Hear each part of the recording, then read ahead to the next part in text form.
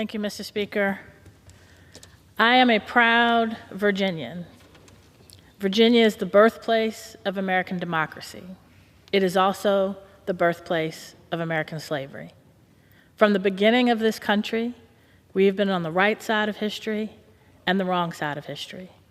And I am proud to stand here as a history maker in my own right, elected in 2023 as the first African-American woman to represent the Commonwealth of Virginia. How did I get here? My interest in government was sparked by a love of history.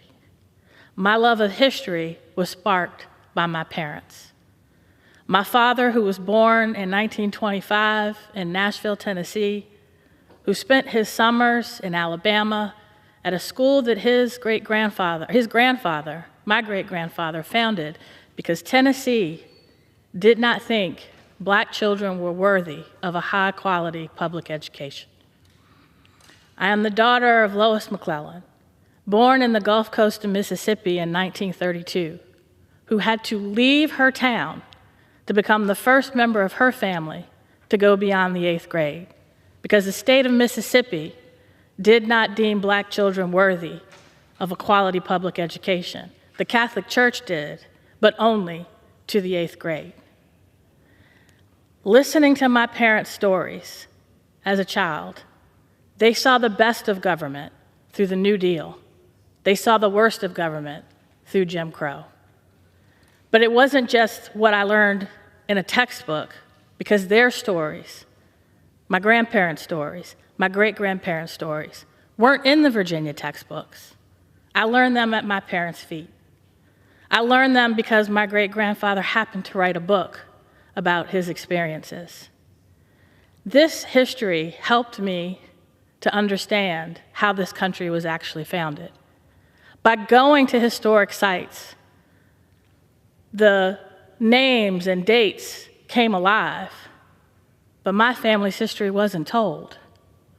When I would go to Monticello, I was fascinated by the idea written by Thomas Jefferson that all men are created equal and endowed by their Creator with certain inalienable rights of life, liberty, and the pursuit of happiness.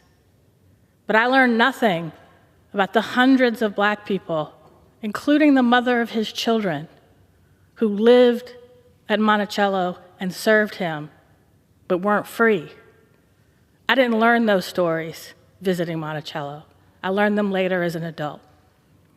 My study of history has shown that in Virginia, this beautiful idea of a government derived from the people rather than divine right through kings was created in Virginia, the first representative democracy in the Western Hemisphere, less than an hour away from where I live, in Jamestown. But those settlers came on a business venture to take land that was already settled by Algonquin-speaking people for over centuries. And that land was exploited to make money for the Crown of England. But they created a government in 1619, in July. And a month later, the first recorded Africans were brought to our shores at Point Comfort, who were stolen from their home in Angola, stolen again from a slave ship by pirates, and traded to those settlers for goods and victuals. Their names weren't even recorded. They were listed as 20-some-odd Africans. That's how this country was founded. It's uncomfortable, but it's true. I'll spare you the full 400-year history, but there's a pattern to it. History may not repeat itself, but it rhymes. The history of our country has been, how do we reconcile the ideal upon which we were founded by the reality upon which we were founded? How do we reconcile that every time we make progress towards that ideal, and we have made progress, I wouldn't be standing here today in a body that was not built for people like me, but may have been built by people like me. We've made progress. But every time we make progress, there's a backlash. And that backlash has included three things: propaganda, violence, and voter suppression. My great-grandfather experienced the first backlash.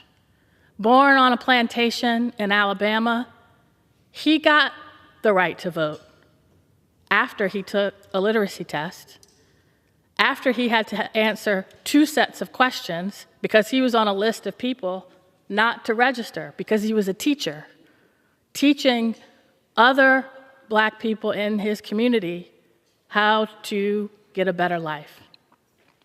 He experienced the terror of lynchings, being afraid if you looked at someone the wrong way, you could be hung. If you disrespected someone, you could be shot by a mob that was never brought to justice.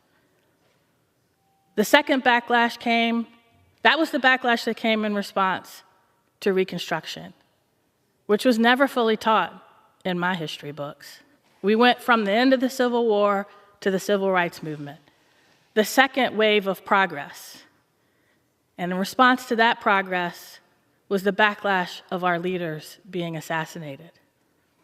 I heard these stories from my parents and my grandparents, but they're not here anymore. My father passed away over a decade ago. My mother passed away last year. As more and more people who lived under the terror of Jim Crow are moving on from this mortal plane, it is important we keep that history alive. And not all of them shared that history because it was painful, it was uncomfortable. They didn't like talking about it. And many of them did, but their stories are fading. That's why our museums and history and books that can continue this legacy on are important. Because I can't quite explain to my now 10 and 15-year-old children in quite the same eloquence that my parents did. I can't explain what they went through the same way. But when they were here for spring break earlier this year, and we went to the African American History Museum, watching that history come alive through my children again, I felt my parents with me. I felt my grandparents with me. I felt my great-grandparents with me. And as I stood in the exhibit on the middle passage, thinking about what somebody in my family lived through so that I could be in here in this moment and fight this latest backlash to erase our history. Somebody survived being chained in the bottom of a slave ship with hundreds of other people from Africa to Virginia. But I don't know who they are. I don't know who their children are. I don't know who their grandchildren are. Because in my father's family, we can only trace back to his grandparents. Because before that, no one deemed it important to write down the names of the people they enslaved. That is why this is personal for members of the Congressional Black Caucus. But it is important to our country to heal. Because the American people are family. And like every family, we've suffered trauma. And like every family, if you ignore the trauma, if you bury the trauma, it doesn't heal. The only way it heals is when you acknowledge what happened and you learn from it. And that's why every time there's a backlash and it involves propaganda to erase what happened and the truth, it doesn't erase it, it buries it. And the trauma flares up. And that's why do you think the Russians in 2016 decided to choose race as the scab to pick at? Because in this country, we have never truly healed. And until we talk about all of our history, we will never heal as a country. And we will never live up to the ideals upon which we were founded. But the Congressional Black Caucus will fight every day to make sure that our stories are told, that all American stories are told, whether they are uncomfortable or not, because they happened. And they made us who we are as a people. It made us who we are as a nation, and we cannot run from it. With that, I yield back.